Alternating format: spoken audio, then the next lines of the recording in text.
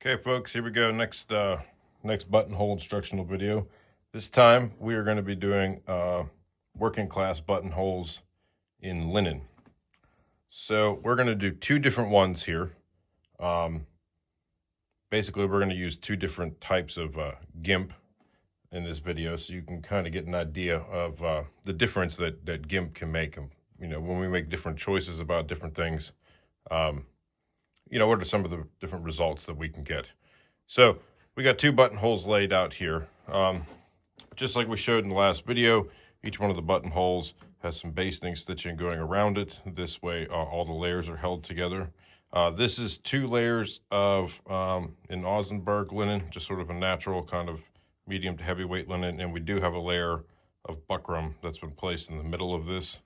Anytime that we're working with something like linen, silk, cotton, there's going to be numerous areas throughout that garment that need some support from something like buckram, and buttonhole areas are 100% one of those areas. So what are we going to need to do these, and how are they different from doing them in wool? Well, the first thing that we really need to talk about is the fact that linen is what I would describe as a fragile material. Now, I use that terminology to reference materials that fray and don't stay together. So you can see the edges, right? The weave just wants to come apart. We can just, without much effort, pull some of these threads out just with our finger, right? So that's going to be a problem whenever we start cutting holes in the stuff. The front edge, you can see we're working on, has been folded in half. You would have to have finished edges on any garment that you made out of this stuff. So it changes how we go about making the buttonholes in these. Now, again, these are going to be a working class buttonhole. You can obviously do much nicer buttonholes in linen, cotton, silk, in particular cotton and silk, because they tend to be, better made things, especially silk. But we're going to show you just sort of the working man's version of this today. So where would you find these kinds of buttonholes?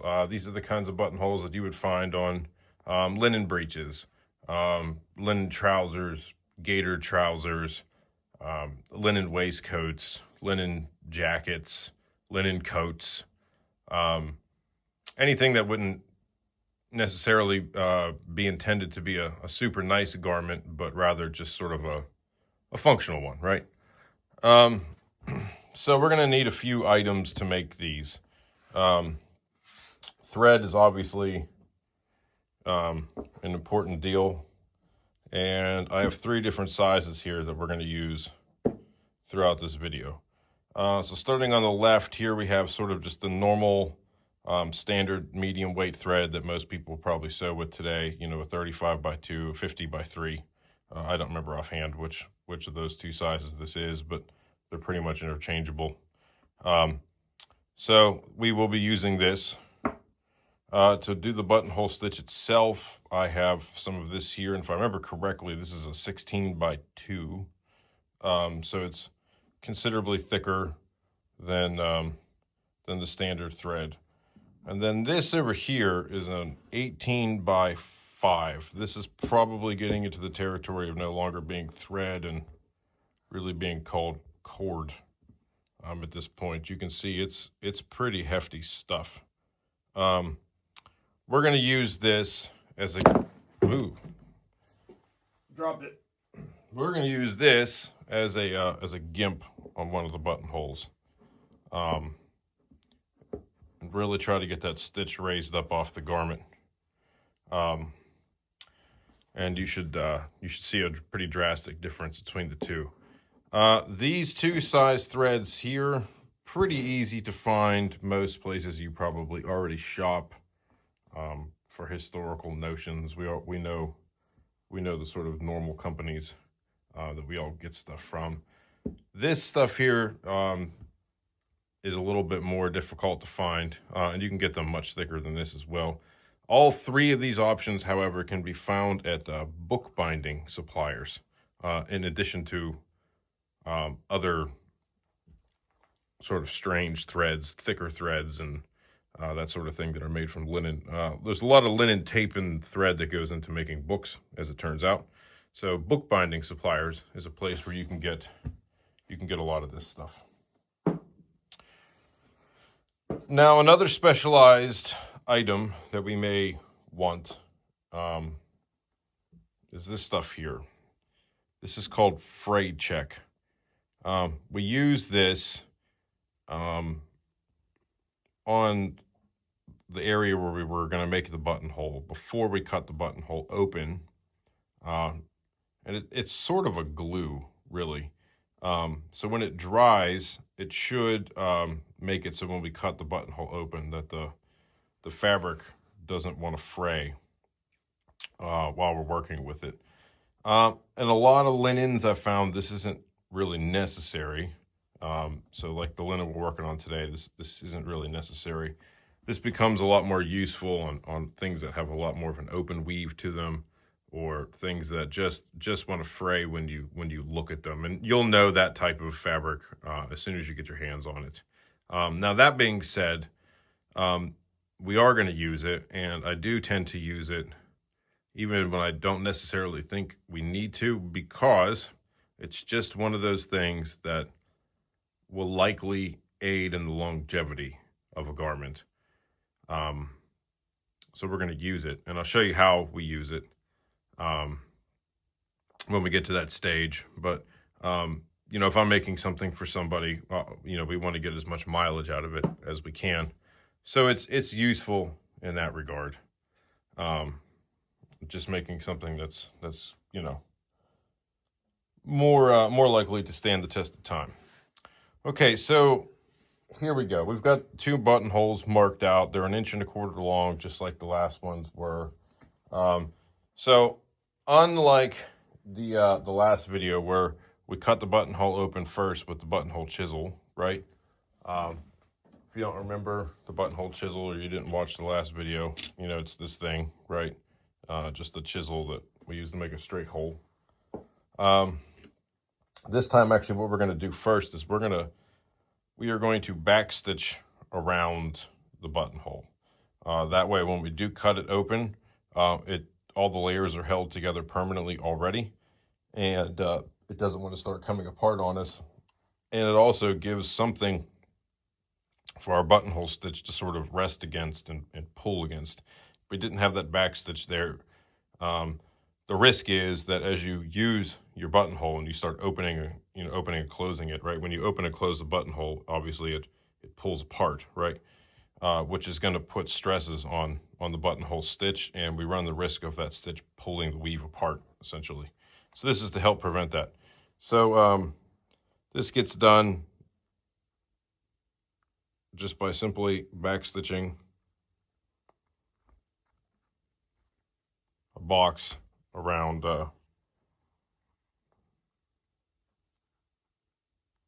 around the buttonhole. Nothing fancy here.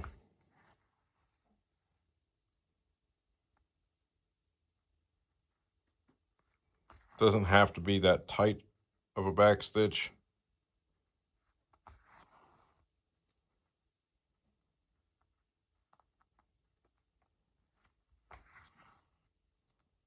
Doesn't need to be all loosey-goosey either, but just doesn't need to be that tight of a backstitch. You can kind of see what we got going on here. Now, I know normally I'll sort of work in contrasting thread for you guys to see things, but other than this part, I don't really have other colors of thread that would work for our purposes. So we're just going to do it with the natural thread and see what happens. I imagine, though, that you guys can see enough of what's going on here.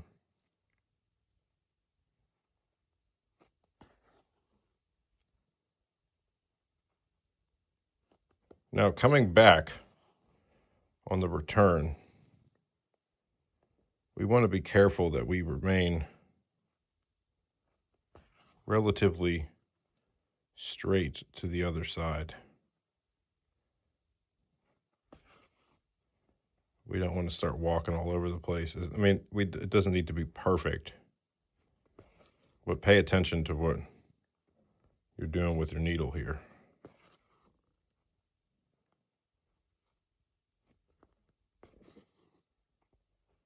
You see?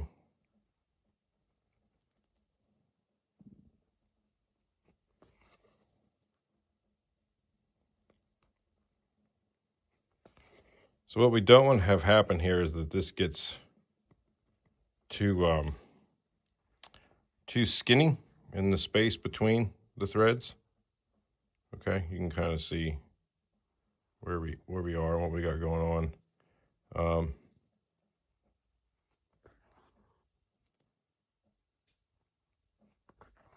So that's the thing that we want to avoid. If we get them too skinny, it's essentially going to be pointless. So there we go. Let's zoom you in here now and see if we can see better.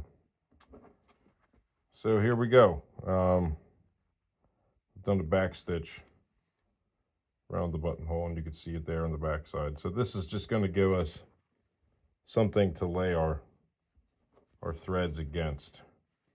Now, the fray check. We're going to use the fray check at this stage, okay? So a little goes a long way with this stuff. So what we're going to do is just put it in the middle, right in the middle of that stitching block, like so. We don't run it running all over the place, just put it in there like that. And then we're going to let it dry. And it would be a good idea to do the same thing on the back side. All right, put some of that in there. And that's it. Now we have to wait for it to dry. Doesn't take an awful lot of time to dry. 15, 20 minutes, half an hour, I guess, depending on what you put it in, what your conditions are. But we got to wait for it to dry before we can do anything with it. It's pointless if we try to work with it while it's wet. So what we're going to do now is we're going to cut the camera and wait for this to dry. And when we come back, you'll find 2 buttonholes that have been prepared in the same way. And then we'll move on with how to actually put these things together. So YouTube magic, we shall return presently. All right, so now the freight check here has dried. You can see that once the stuff dries, it doesn't really leave a color in the fabric, which is a good thing. And it's really the reason that we can feel comfortable using this stuff. So now we're at the point where we're going to go ahead and open up the buttonhole and actually get working on making it. So we're going to work on the left one first here.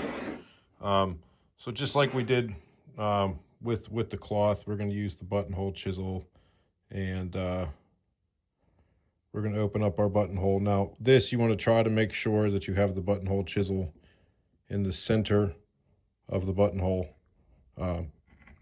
especially with that box that you stitched in, like so. Okay. So you can see we've opened that up, and now all of our layers are held together pretty well because of the back stitching that we did, in addition to the fray check doing its job. So this one is going to be done in a very similar fashion to what we did with the wool buttonhole. So for padding this buttonhole out, gimping, we're going to do just like in the last video. We're going to run the needle sort of sandwiched in between the layers here, not really going all the way through. And I'm going to use 2 strands of the linen thread here as the padding, just like I did with the silk twist on the last buttonhole that we did together. So we're going to run that along the outside, and I'm going to anchor this with the needle just like we did last time. So it'll look something like that. And we're stitching the buttonhole with that 16x2 thread that we had talked about in the introduction. So we'll go ahead and sandwich our needle in and come out just to the outside of the gimp, and we will get started. You can do these buttonholes as close together or as far apart really as you're comfortable with and the fabric that you're working with allows. But I find with the linen ones, having a little bit of space between the stitches seems to work pretty good. You also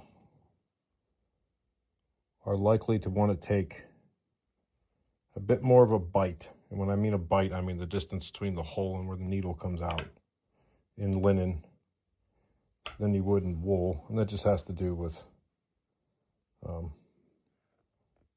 how the weave is.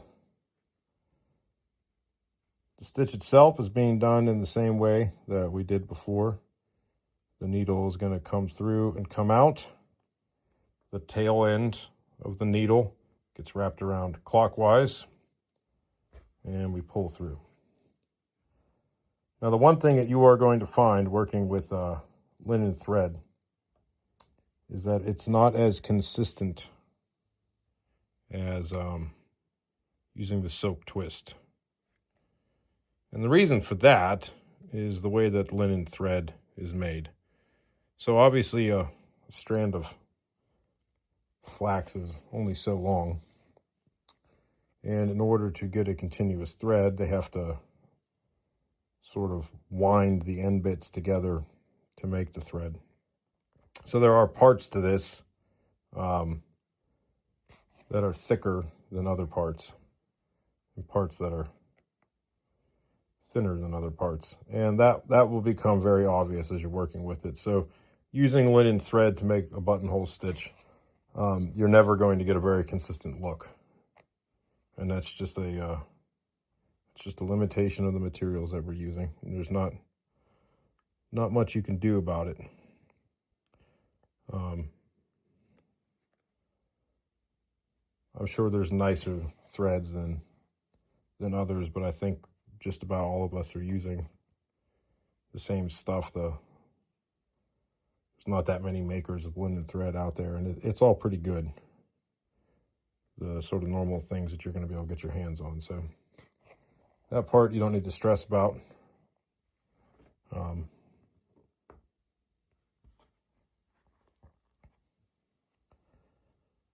Just know that using linen thread for making a buttonhole is never going to be as nice and pretty as it is using silk thread. And it just is what it is.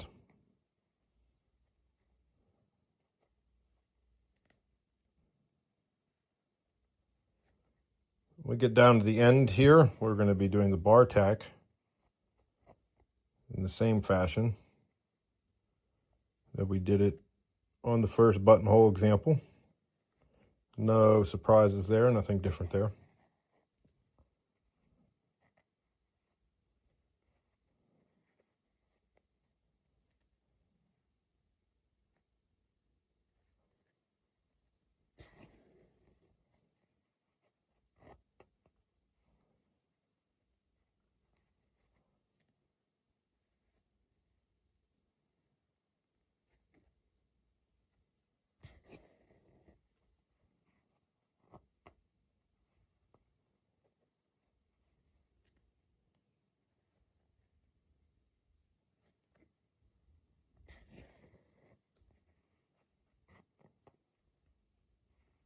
All right, here we are down at the end. So, just like before, we're going to take the needle down and come out just to the outside of the buttonhole stitch there. We are not going to be making a purl this time. And we're going to go ahead and take a couple of bar tack loops, sort of estimating how wide we think the other side is going to need to be. Now, one thing I do different with the linen, because this thread's thicker, is I only do 2 loops with the linen. And we're going to run the gimp back the same way we did in the first one.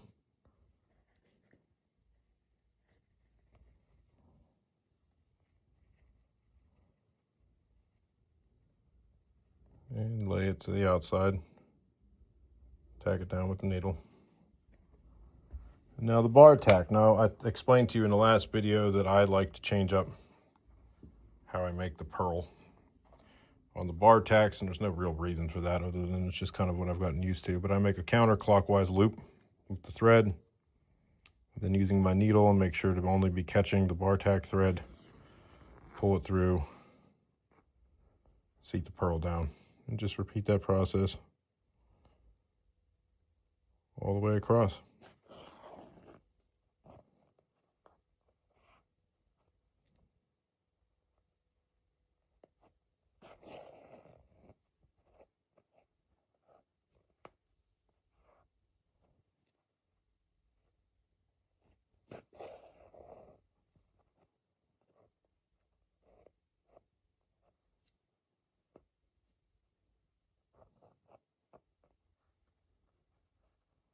And then when we get to the other side, we need to come back in to our buttonhole. So I sort of pull the gimp out of the way, take a single stitch without making a purl, and that gets us back in. And then we're good to start with our buttonhole stitch all the way down to the outside.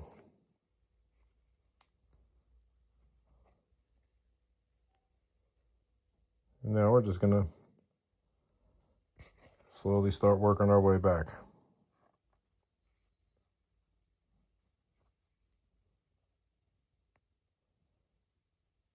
And if I can if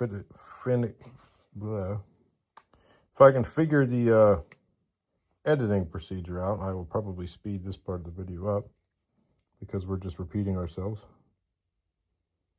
And we'll reconvene at the end.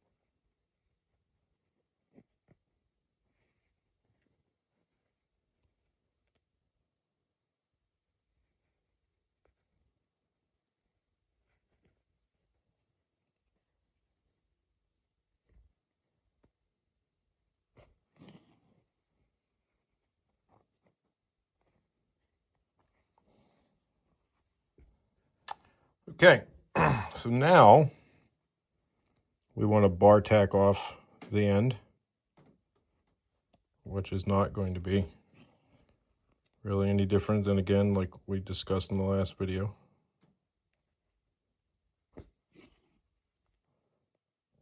Except just like on the other side, I only take 2 loops when working in this linen thread.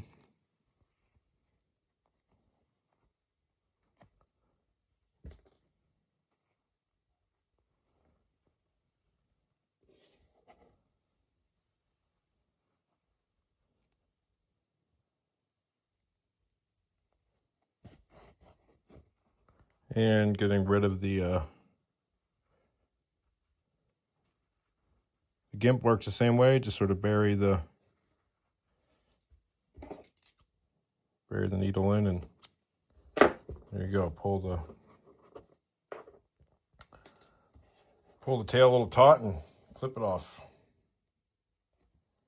So now we'll go ahead and finish this bar tack.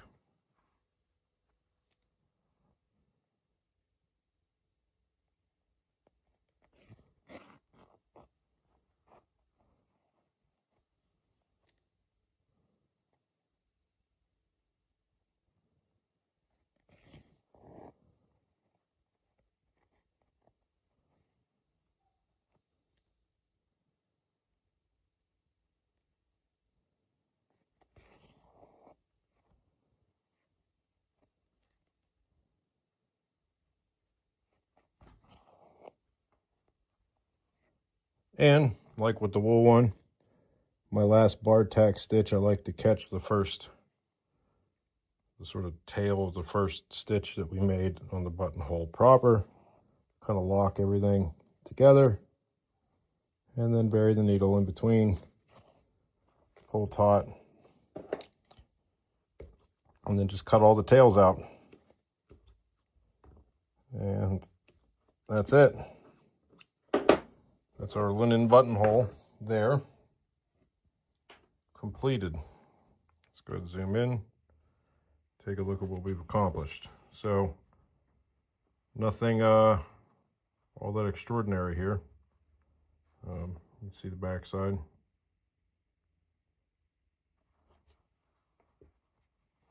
So this thing should be hard wearing and ready to go.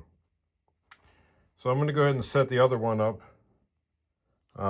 That's going to use the sort of alternative GIMP option, and show you what that could look like whenever we return here. So be back with you all momentarily. All right, so we've got this one set up, and so you can see we've got the single strand here of the thicker GIMP, and we're working off of that. But one thing I did want to point out, let me see if we can zoom in enough for you to see this. You can, after you open the buttonhole up, do a whip stitch around the outside. I don't know if you can actually see that there or not, but that is an option, and it's an extra step that might make sense for the specific material that you're working on. So I don't know if it necessarily makes sense in this linen. It seems to be holding up pretty well, but it's another option that you guys can think about and make a decision on if you need to. So the stitching process for this is it's no different than what we've already been demonstrating. We're just using this sort of cording as the GIMP rather than the two strands of the thread that we were making it out of. Everything else is the same. So what I'm going to do here is I'm going to finish this, and we will return when I'm done, and we'll go ahead and compare the two so that we can see what kind of difference we have just by switching out the GIMP and nothing else. So I shall be with you all shortly. Okay, so now we are done with both of the buttonholes. You could definitely tell there's a difference, right at the bat. The one on the left here is the one that has the GIMP made out of the cording. The one on the right is the one that has the two strands of the buttonhole thread. So in this case, the linen thread. We zoom in a little bit closer, you can see. The other thing that may not quite be as apparent on the camera is how prominent they both stand up off the fabric. The one on the right is a lot flatter to the garment itself. This one has more of a hump, a raised hump. This buttonhole here is approaching a buttonhole that would benefit from some buttonhole pressing, but we're not going to talk about buttonhole pressing yet. We'll talk about that whenever we talk about some nicer buttonholes. What is the biggest difference between these two, however, and it's not really something that I can show you in the video, is how they feel. The one on the right, with just the two strands of linen thread, uses the GIMP, feels a lot softer than the one that has the cord as a GIMP. This one feels a lot more rigid. So that's of note. Now, is there a reason to pick one over the other? Not really. Is kind of the answer. Not really. This is probably more typical, more common, and it's frankly easier because you're not switching through materials as much. But this is certainly an option, and it's something you guys can play with. And if you are watching these videos to sort of learn how buttonholing works, I would suggest trying trying both of them if you have the materials on hand, just so you can start to learn how making different choices gives you different results. But this is it, folks. This is the working class buttonhole in linen, as would be commonly seen in the various types of garments that we talked about, and many others. You know, it's nothing fancy. It's nothing particularly interesting. It's just a functional working buttonhole. So I hope you found that useful, and we'll see where we go in the next video. But I'm thinking before we get into nice buttonholes, I think we might run through some of the options of making faux buttonholes or fake buttonholes, sometimes called a closed work buttonhole. There's a lot of interesting things that happen in faux buttonhole world, so we might go there next, and then once we're done with faux buttonholes, talk about nice buttonholes, high quality buttonholes. And but we'll see. We'll keep an eye out for the next video, but I think that's what we're going to do. In the meantime, though, I hope this was useful to you, and I will see and talk to you all very soon. Be well.